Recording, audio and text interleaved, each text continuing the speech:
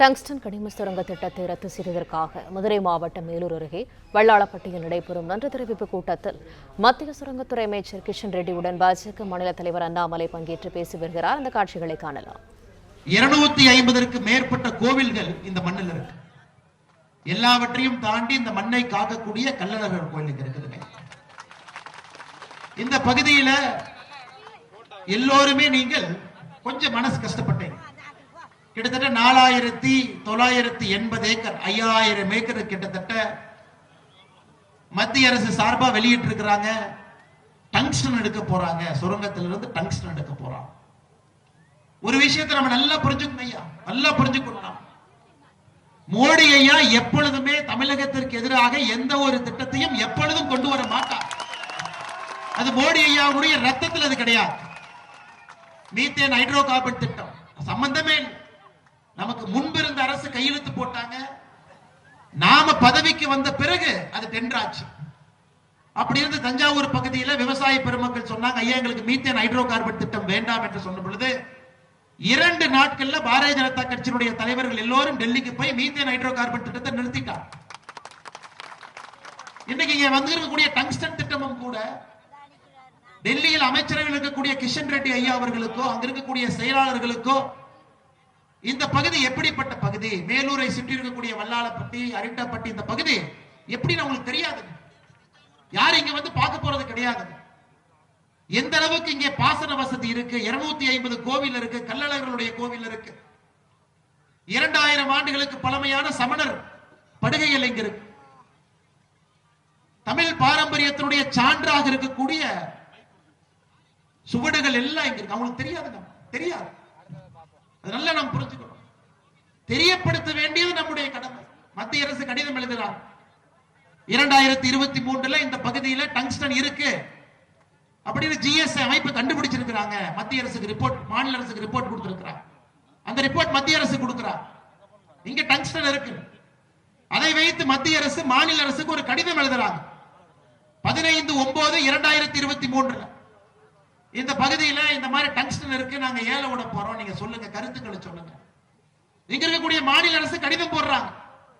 இல்ல இங்க இருக்கக்கூடிய 4890 ஏக்கர்ல வெறும் 477 ஏக்கர் மட்டும்தான் பல்லுயிர் பூங்கா, பயோடைவர்சிட்டியா இருக்குது, மிச்சதெல்லாம் இல்லை. அங்க இருக்கக்கூடிய அதிகாரிகளுக்கு தெரியாதுங்கம்மா. சரி, மாநில அரசு சொல்லி இருக்கிறாங்க 477 ஏக்கர் மட்டும்தான் இந்த மாதிரி இருக்கு.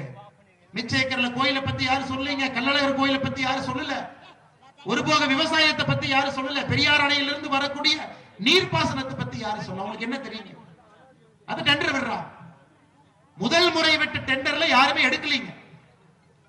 ஏப்ரல் மாசத்துல 2024 அப்பொழுதும் மாநில அரசுக்கு தெரியும். 2024 ஜூன் மாசத்துல டெண்டர் விடுறாங்க. அப்பொழுதும் மாநில அரசுக்கு தெரியும்.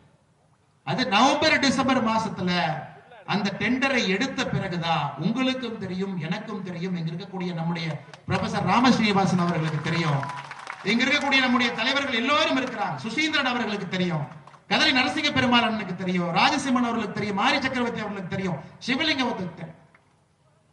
அதன் பிறகு நீங்கள் எல்லாம் ஒரு அறவழி போராட்டம், இந்தியாவே திரும்பி பார்க்கும் அளவுக்கு ஒரு கிராமத்தில் இருக்கக்கூடிய மக்கள் எல்லாம் சொல்லுவாங்க, கிராம மக்கள் எல்லாம் படிக்காதவங்க. 12 அம்பலக்காரர் ஐயா இங்கிருந்து டெல்லிக்கு வந்தாங்க. 12ல 11 பேருக்கு டெல்லி வடக்கு இருக்கா தெற்கு இருக்கான்னு கூட தெரியாது. டெல்லி பார்த்ததே இல்ல. 12 அம்பலக்காரர் ஐயா பார்த்ததே இல்ல. டெல்லி முதல் முறையா வந்தாங்க. விமானத்துல ஏறல, முதல் முறையா விமானத்துல ஏறாங்க. விமானத்துல ஏறி டெல்லிக்கு வர்றாங்க. ஒரு மத்திய அரசு அதனுடைய அமைச்சர் கிஷன் ரெட்டி ஐயாவுடைய அலுவலகத்துல அங்க போய் 1 மணி நேரம் இருக்கிறாங்க. எனக்கு ஆச்சரியம் என்னன்னா, ஆங்கிலத்துல பேசுறாங்க. அமைச்சருக்கு தமிழ்ல பேசி புரிய வைக்கிறாங்க. எங்க இருக்கக்கூடிய அம்பலக்காரர் ஐயா அமைச்சர் அவர்களுக்கு ஆங்கிலத்துல பேசுறாங்க. எங்க ஊர் இப்படிப்பட்ட ஊருங்க ஐயா, இங்க இந்த மண் இப்படிப்பட்ட மண், நீர்ப்பாசன வசதி எல்லாம் பேசுறாங்க.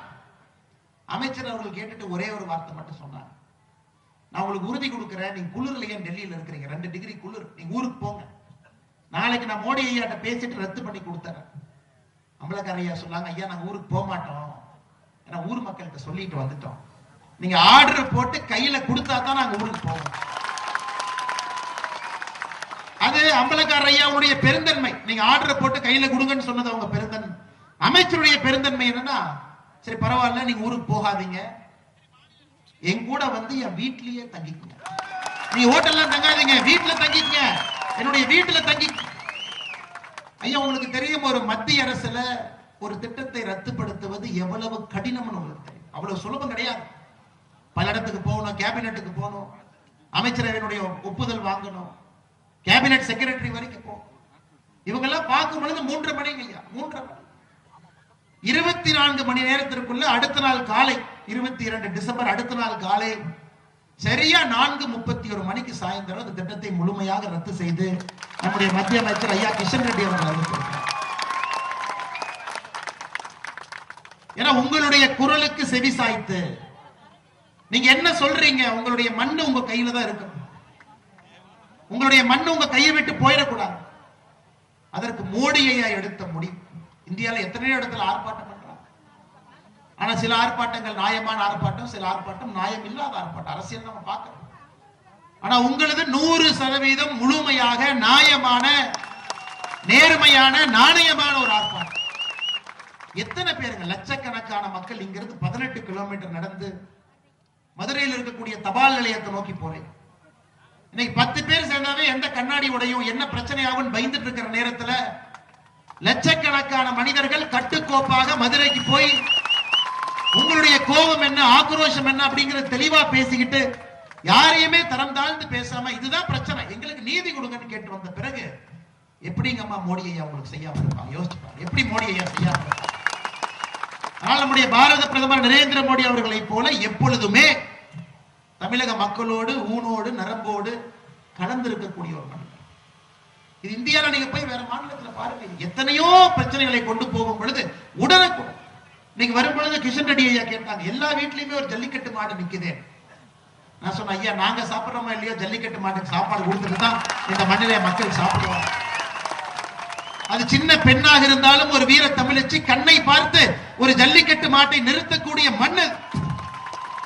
அந்த ஜல்லிக்கட்டு வீர விளையாட்டையும் திரும்பி கொண்டு வந்தது பாரத பிரதமர் நரேந்திர மோடி. யோசிச்சு 3 ஆர்டருங்கம்மா, 3 ஆர்டர் 24 மணி நேரத்தில் 3 அமைச்சரவை போடவே. ஆனா என்னன்னா நம்ம கட்சி கிட்ட ஊடகம் இல்லை. காலையிலிருந்து இரவு வரை சூரியன் ஏன் உதிக்குதுன்னா மாநில அரசு இருக்கிறனாலதான் உதிக்குது, சூரியன் மறையுதுன்னா மாநில அரசு இருக்கிறனால. நாங்கெல்லாம் பொய்யை சொல்ல தெரியாதவர்கள், உண்மையை மட்டும் நேர்மையாக மக்களுக்காக பேசக்கூடியவர்கள் நம்முடைய மத்திய அரசு கட்சியில் இருக்கிறார். ஐயா பாராட்டு விழா எங்கேயும் போக மாட்டேன். இந்தியாவிலே பாராட்டு விழா என்று பாரதிய ஜனதா கட்சி எங்கேயுமே போகாது. நம்ம பெரியவங்க இருக்கிறீங்க, நீங்க பாருங்க, எங்கேயாச்சும் நம்ம பாராட்டு விழா எடுத்திருக்கிறோமா? போக மாட்டோம்.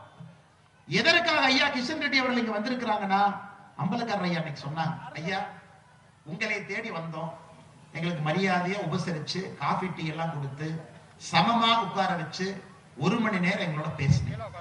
எங்களை தாண்டி நீங்கள் எங்களுக்காக நீங்கள் வர வேண்டும், எங்களை பார்க்க, உங்களுக்கு நாங்க உபசரிக்கணும் வரணும். ஆனால் இன்னைக்கு கிஷன் ரெட்டி அவர்கள் இங்க வந்தது வந்து நீங்க பாராட்டுறீங்க இல்லைங்கம்மா, அவர் கடமையை செஞ்சிருக்கிறோம், எங்களுடைய கடமையை நாங்கள் செய்திருக்கின்றோம். கிஷன் ரெட்டி ஐயா கடமையை செஞ்சிருக்கிறாங்க. மோடி ஐயா உங்களுடைய பேச்சை, உங்களுடைய குரலை கேட்டு எப்பொழுதும் தமிழகத்தின் பக்கம் இருப்பேன் என்பதை மறுபடியும் ஒரு முறை நமக்கு உணர்த்தி இருக்கிறார். இன்னைக்கு கிஷன் ரெட்டி ஐயா அவர்கள் இங்கே வந்தது டெல்லியில் இருந்து ஒரு முக்கியமான அமைச்சர், துறையினுடைய அமைச்சர். ஒரு நாள் முழுவதும், ஏன்னா மதுரைக்கு எப்படி வந்தாங்க பாருங்க, சென்னைக்கு வந்து நைட்டே சென்னைக்கு வந்துட்டாங்க. ஏங்க ஏன்னா காலையில டெல்லியில பனிப்பொழிவு அதிகமா இருக்கும், விமானம் தாமதமாச்சுன்னா என்ன பண்றது, நைட்டே வந்தாங்க. சோ வந்து எதுக்குன்னா உங்களுடைய அன்பை பார்த்து நெகிழ்ந்து உங்களுடைய அழைப்பை ஏற்று இந்த மண்ணிற்கு நான் வர வேண்டும் என்று மோடி ஐயாவுடைய தூதுவராக ஐயா கிஷன் ரெட்டி அவர்களை வந்திருக்கிறார். எனக்கு தெரியுங்க ஐயா, இந்த மேடையில அரசியல் பேசக்கூடாது. போன முறை நான் வந்த பொழுது கூட வெள்ளிமலை ஆண்டி சுவாமி திருக்கோவில் முன்பு நின்று அரசியல் பேசலைங்க. மாநில அரசு மத்திய அரசு என்று பேசுவதனால் இன்னைக்கு ஒரே விஷயத்தை மட்டும் இங்க இருக்கக்கூடிய மண்ணின் மைந்தர்கள் சொந்தக்காரர்கள் உணர்ந்து கொள்ள வேண்டும். ஏன்னா ஸ்டாலின் ஐயா வந்தாங்க, சில விஷயங்கள் பேசினாங்க. ஆனால் ஸ்டாலின் ஐயாவுக்கு இந்த மேடையில் இருந்து நான் பதில் பேசாமல் சென்று விட்டால் நான் வகிக்கக்கூடிய பொறுப்புக்கு தவறு செய்கின்றேன் என்கின்றார். ஐயா சட்டசபையில தீர்மானம் போட்டனால, சட்டசபையிலே தீர்மானம் போட்டதால் இந்த திட்டம் ரத்து செய்யப்படவில்லை என்பது ஒருவருக்கும் தெரியும். வார வாரம் சட்டசபையிலே தீர்மானம் போடுவது மட்டும்தான் அவங்க வேலை.